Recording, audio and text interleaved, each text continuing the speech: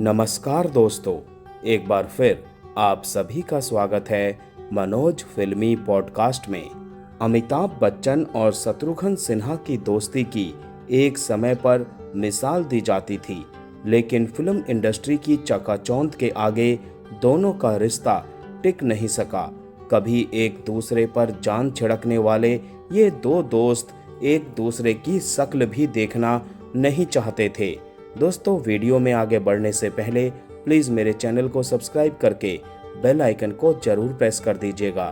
तो चलिए दोस्तों, वीडियो को शुरू करते हैं। अमिताभ बच्चन और शत्रुघ्न सिन्हा बॉलीवुड के सबसे नामी कलाकारों में से एक हैं। दोनों की दोस्ती के किस्से आज भी कहे जाते हैं।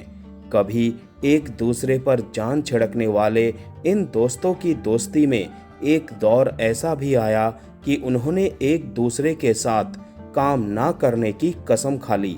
यहाँ तक कि जब अमिताभ बच्चन ने अपने बेटे अभिषेक की शादी की मिठाई भेजी तो शत्रुघ्न सिन्हा ने उसे दरवाजे से ही लौटा दिया।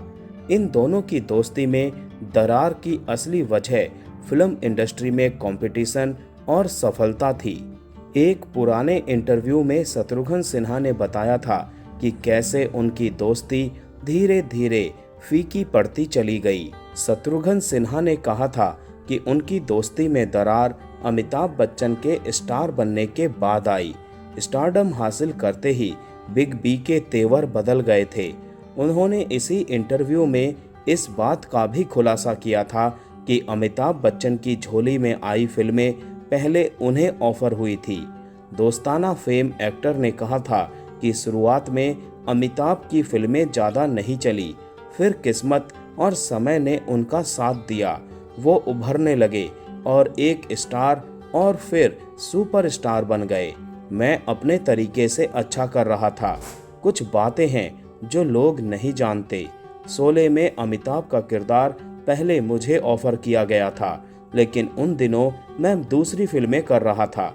मैं ऐसा किरदार नहीं निभाना चाहता था। फिर उन्होंने कुछ बड़े खुलासे किए। शत्रुघ्न ने आगे कहा था कि ब्लॉकबस्टर फिल्म दीवार मूल रूप से मेरे लिए लिखी गई थी। ये मेरे निर्माता के पास लंबे समय तक पड़ी रही। फिर निर्माता और सलीम खान के बीच कुछ मतभेद हो गए।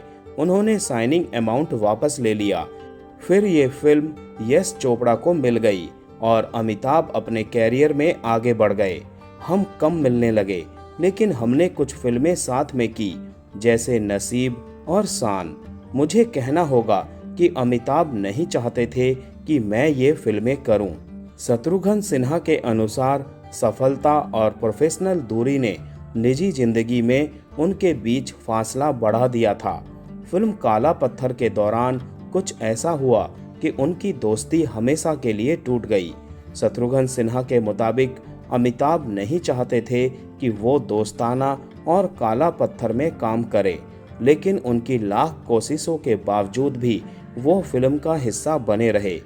हम कभी बहुत अच्छे दोस्त हुआ करते थे, लेकिन फिल्म की शूटिंग के दौरान मुश्किल से ही बात करते थे। मुझे काला पत्थर और दोस्ताना के लिए बहुत प्रशंसा मिली।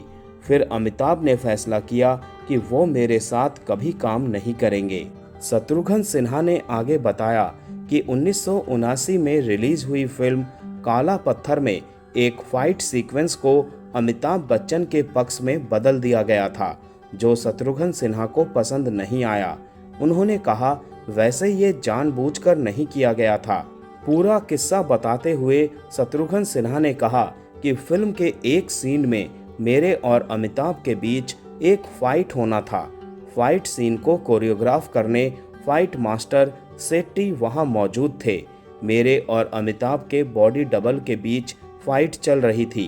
फाइट के बीच में अचानक मेरा डुप्लीकेट नीचे गिर जाता है और अमिताभ का डुप्लीकेट उसके गले पर फावड़ा रख देता है।